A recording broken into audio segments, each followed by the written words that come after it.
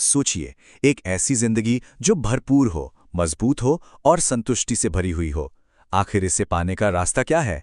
आज हम ना इसी सवाल के जवाब में 4 ऐसे कमाल के आइडियाज को समझने वाले हैं जो यकीन मानिए हमारी पूरी जिंदगी को देखने का नजरिया बदल सकते हैं। तो सवाल घूम फिरकर वहीं आ जाता है जो शायद हम सब कभी ना कभी खुद से पूछते ही हैं कि आखिर एक सच में संतुष्टि देने वाली जिंदगी, एक फुलफिलिंग लाइफ वो बनती कैसे है। पता है, अक्सर हम इसका जवाब बाहर की दुनिया में ढूंढते रहते हैं, लेकिन सच तो ये है कि ये काम हमारी अपनी अंदरूनी दुनिया को बनाने का है। इसको ऐसे समझिए, जैसे कोई एक शानदार इमारत खड़ी करता है ना, ठीक वैसे ही हमें अपना एक इंटरनल आर्किटेक्चर तैयार करना होता है। और हाँ, किसी भी बड़ी इमारत की शुरुआत कहाँ से होती है? बिल्कुल सही, एक मजबूत नींव से। और हमारी इस अंदरूनी दुनिया की नींव है माइंडफुलनेस, यानी कि जागरूकता। तो ये माइंडफुलनेस आखिर है क्या भला? देखिए, आसान शब्दों में कहें तो ये बस इस पल में, मतलब राइट नाउ, पूरी तरह मौजूद रहने की एक कला है। बिना किसी सही गलत के जजमेंट के बस जो हो रहा है उसे देखना। जब हमारा मन पास्ट या फ्यूचर की चिंताओं में नहीं भटकता ना, बस वही स्टेट माइंडफुलनेस है। जरा यहां देखिए, ये हमारे मन की दो बिल्कुल अलग तस्वीरें हैं। एक तरफ है माइंडफुल स्टेट, एकदम शांत, स्थिर, ठहरा हुआ। और वहीं दूसरी तरफ एक भटका हुआ मन है जो हमेशा चिंता, डर और गुस्से के बवंडर में फंसा रहता है। माइंडफुलनेस, सच कहूं तो, बस इसी बवंडर से बाहर निकलने का एक रास्ता है। अच्छा, चलिए मान लेते हैं कि हमने अपने मन को देखना, उसे ऑब्जर्व करना शुरू कर दिया। पर अगला बड़ा सवाल तो ये उठता है कि क्या ये मन बदल भी सकता है? इसकी कैपेसिटी के बारे में हमारा यकीन क्या होना चाहिए? और बस यहीं पर हमारे इंटरनल आर्किटेक्चर का दूसरा बहुत जरूरी हिस्सा, यानी उसका इंजन, सामने आता है। और ये इंजन कुछ और नहीं, हमारा विश्वास है, हमारा माइंडसेट। इस पर ना स्टैनफोर्ड की एक साइकोलॉजिस्ट हैं, डॉक्टर कैरल डवेक। उन्होंने कमाल का काम किया है। उन्होंने बताया कि मोटे तौर पर हमारी सोच दो तरह की होती है। पहली, फिक्स्ड माइंडसेट। ये वो सोच है जो मानती है कि भाई टैलेंट और दिमाग तो पैदाइशी होते हैं, उन्हें बदला नहीं जा सकता। और दूसरी है ग्रोथ माइंडसेट। ये वो सोच है जो मानती है कि मेहनत और सीखने से कुछ भी, लिटरली कुछ भी हासिल किया जा सकता है। और गलतियां, अरे वो तो बस सीखने की सीढ़ियां हैं। मतलब डॉक्टर डवेक की बात का सार यही है कि कोई कहीं से भी शुरू करे, मेहनत और अनुभव से हर कोई खुद को बदल सकता है, आगे बढ़ सकता है। जरा सोचिए तो, ये कितना बड़ा और एक तरह से आजादी देने वाला विचार है ना? तो सवाल ये है कि इस फिक्स्ड माइंडसेट से ग्रोथ माइंडसेट की तरफ जाएं कैसे? इसका ना एक बड़ा ही जादुई तरीका है। बस एक छोटा सा शब्द जोड़ना है, अभी तक। मैं ये नहीं कर सकता की जगह जब हम ये कहते हैं कि मैं ये अभी तक नहीं कर सकता, तो पता है क्या होता है?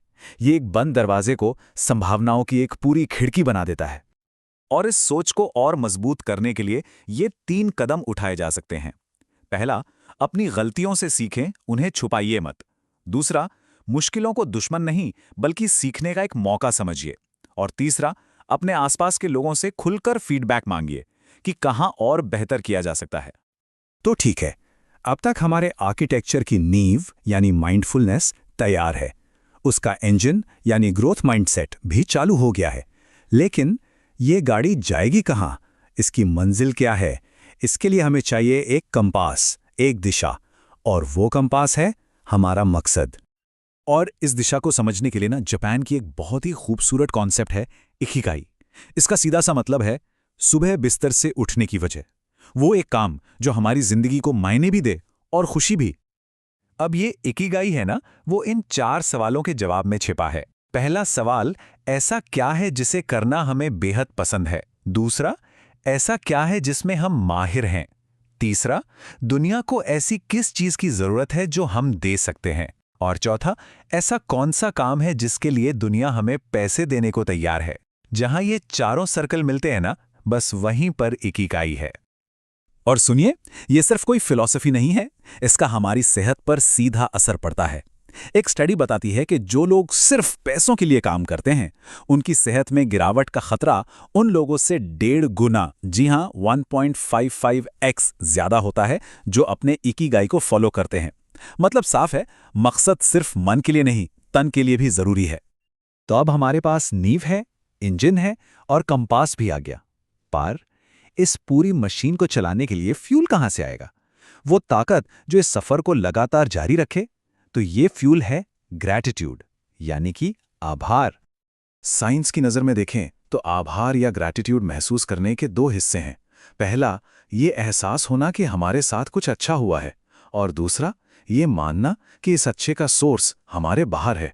कोई दूसरा इंसान हो सकता है, नेचर हो सकता है, या कोई ऊपरी शक्ति। लेकिन क्या ये सिर्फ एक फील गुड वाली बात है, या फिर इसके फायदों के पीछे कोई असली साइंस भी है? इसका जवाब है बिल्कुल है। देखिए, यूसी बर्कली के ग्रेटर गुड साइंस सेंटर ने 2018 में जॉन टेम्पल्टन फाउंडेशन के लिए एक पूरी रिपोर्ट तैयार की थी। ये रिपोर्ट ग्रैटिट्यूड पर हुई सारी साइंटिफिक रिसर्च का निचोड़ है, और इसके जो नतीजे हैं ना, वो हैरान करने वाले हैं।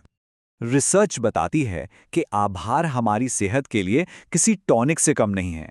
बेहतर फिजिकल और मेंटल हेल्थ, ज़्यादा खुशी, चीज़ों के पीछे भागने की आदत में कमी, बर्नआउट से बचाव, और यहाँ तक कि गहरी नींद, फायदे सच में अनगिनत हैं।